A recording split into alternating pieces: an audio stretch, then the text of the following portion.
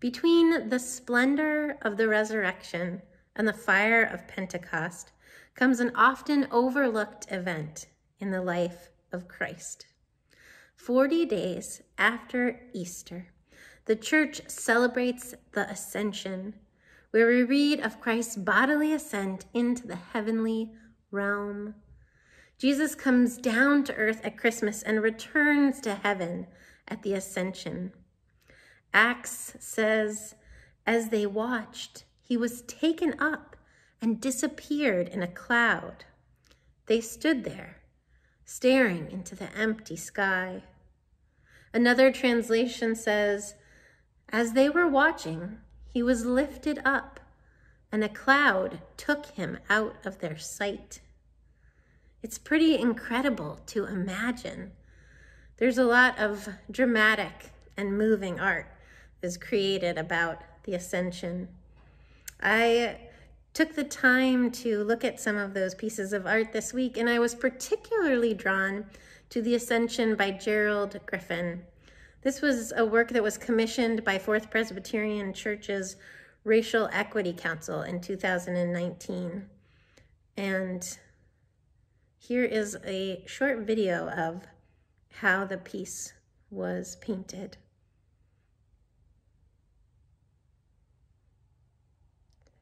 Jesus rises above the people in a way that we're used to seeing superheroes do in movies.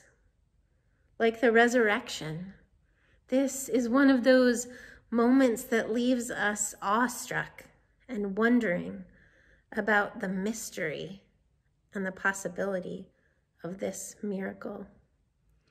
We are left standing, staring. Pastor Nathan Clare says, the ascension is not the undoing of the incarnation. It is the solidifying of the incarnation for eternity. Jesus, God in human form, rose to heaven, and now God has a human body forever. God incarnate for eternity. Whoa. Charles Moore, reflecting on Acts chapter 1, says, Jesus ascends to the heavens, no longer limited by space and time. His work is now in cosmic proportion.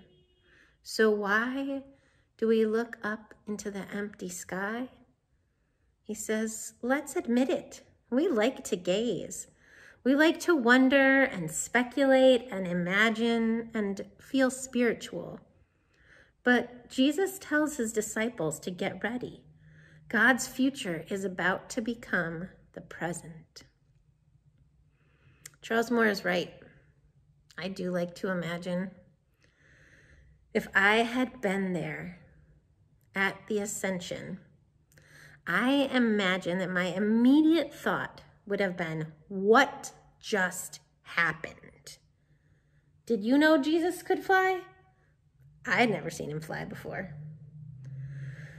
An article that I found this week was actually titled, Could Jesus Fly? Will We Fly Too? And at first, I laughed. And then I thought, maybe that's a valid question. Followers of Christ may have imagined and may still be imagining that they might follow Jesus into flight. I also think that I would have been sad and disappointed at the ascension that Jesus left. A lot of the images I saw were of people who looked happy and excited, but I think that I would feel more of a sense of loss. It was only 40 days after the resurrection. Isn't there still so much more?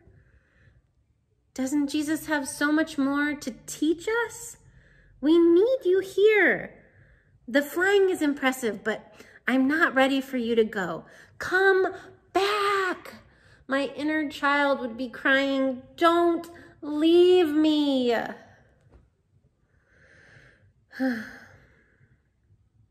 Why? Why did he leave? There's another question I'm holding.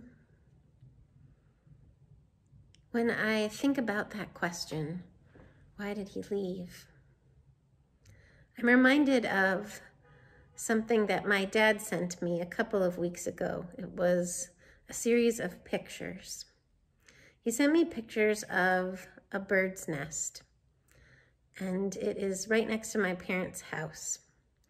My parents were super excited that this bird had chosen to build her nest and to lay her eggs so close to them. And they tried to quietly and subtly watch as the bird cared for her eggs, and then as the eggs hatched and she took care of her young. They sent me many a text when the small blue eggs appeared, when they opened up and the baby birds' lives began outside of their shells. That mother bird brought them food, taught them to fly. They only hatched a few short weeks ago, but now, when I ask how the birds are, they're off on their own, flying around. Parent birds begin to teach their little ones the importance of flying by moving a little bit away from them when they're feeding them.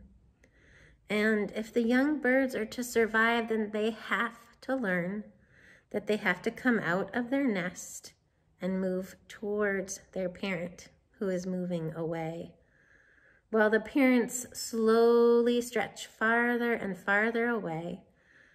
The baby bird comes further and further out of the nest, out of the safety they've known, into the world.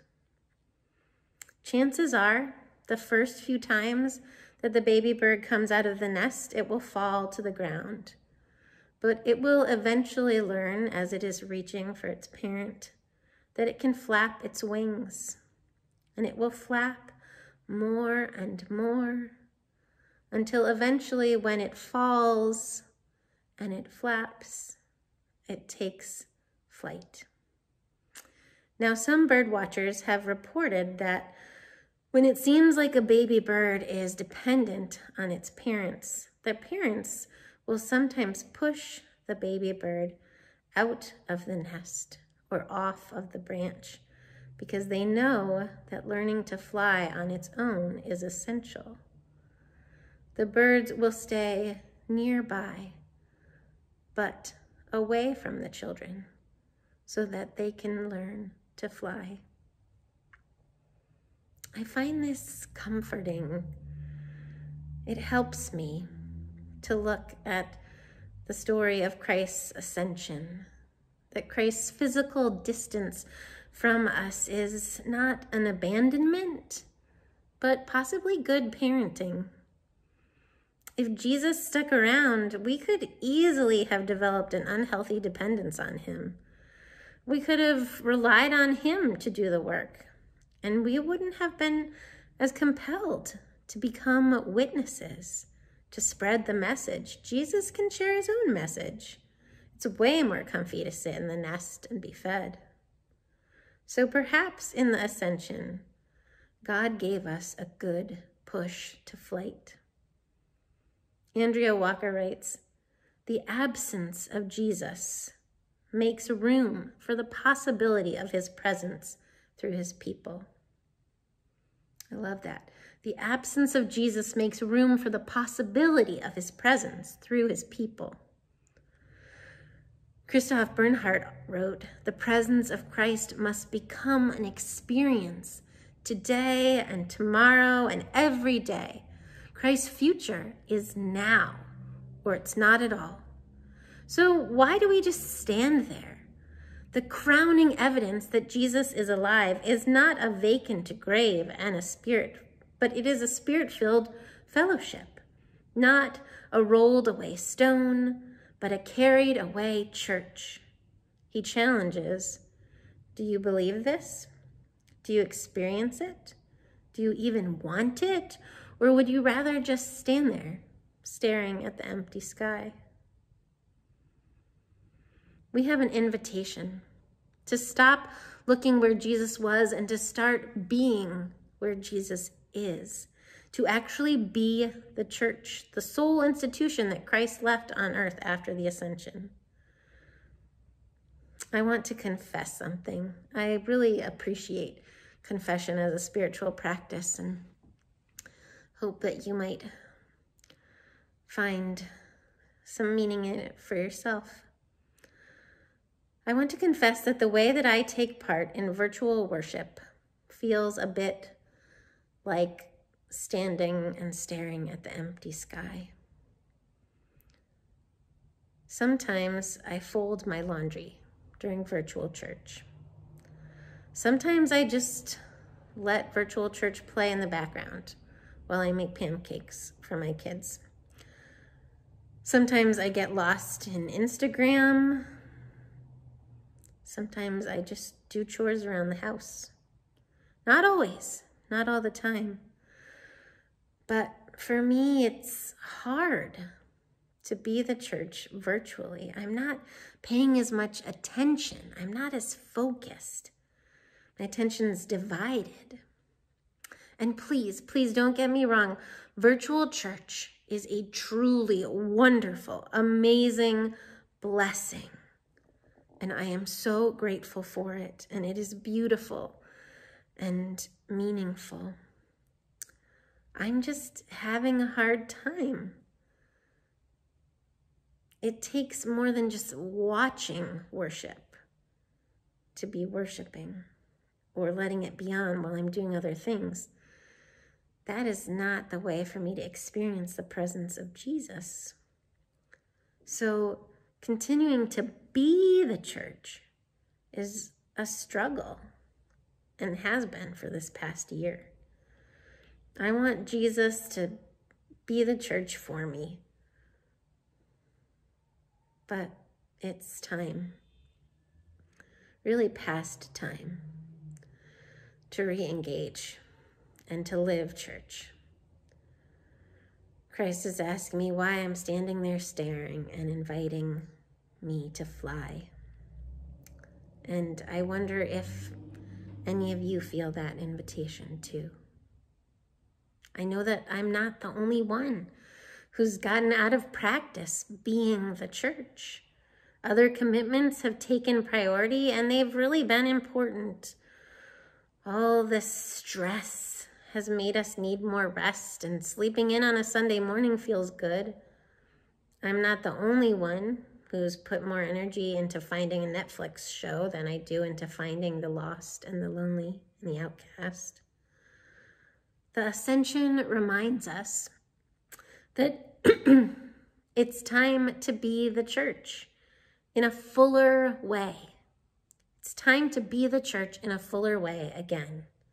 It's time for us to stop staring at the empty sky and recommit to being the body of Christ. It's time to actually worship when we're in virtual worship, so that we're paying attention and praying the prayers and singing the songs. It's time for us to serve the hungry and welcome the homeless.